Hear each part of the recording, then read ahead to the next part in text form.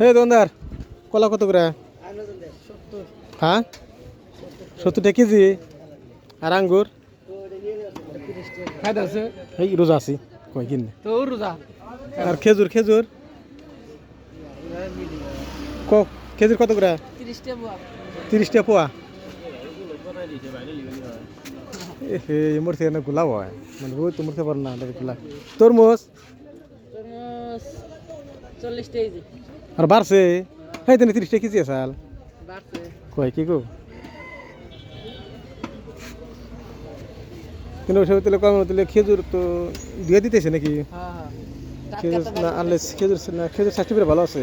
ও কদিন খেজুর খেলাম না কেউ দিন একদম পচা পচা টাইপের রেখে একবারে খেজুর। তরমুজ কাটে খেয়ে দিছে দাদা